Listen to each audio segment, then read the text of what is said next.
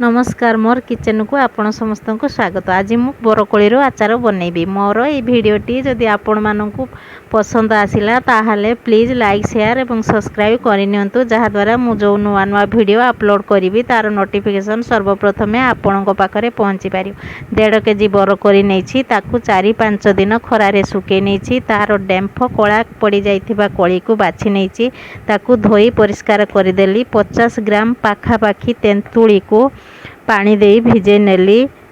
एबे आचार पाई मसला प्रस्तुत करिबा। मु एठारे 1.5 केजी आचार पाई मसला आपन को बतौछि। मु 5टी सुखिला लंका, 4 चामच पान मधुरी, 4 चामच जीरा, 2 चामच मेथी नेछि। सबु मसला को अलग अलग भाजी नेबी। सबु मसला को भाजीबा टाइम अलग अलग होई थाए। सबु मसला को अलग अलग भाजी नहीं ताको अल्प समय ठंडा हवा को छाड़ी देली।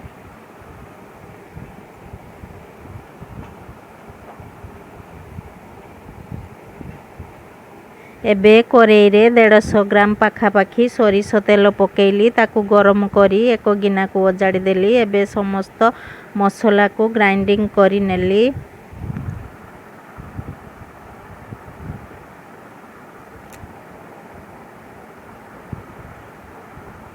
कोली 1.5 केजी पाई मु 500 ग्राम गुड़ नहीं एवं तेंतुली रे गुटे गिना पानी देछि, कारण तेंतुली रो पानी अधिका देवा द्वारा कोलीटा गुड़रे पकई सिजिबा पाई सॉफ्ट होई पारिबो एवं कोलीटा सिजी नरम होई जिवो।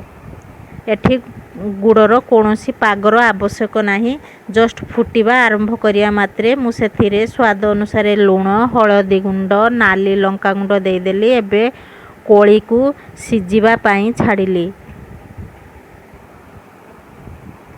पानी टिके अधिक देइथिबारु कोलीटा सॉफ्ट होई जिवो एवं ताकू फटेइबा पाई हल्का हल्का दाबी नेली।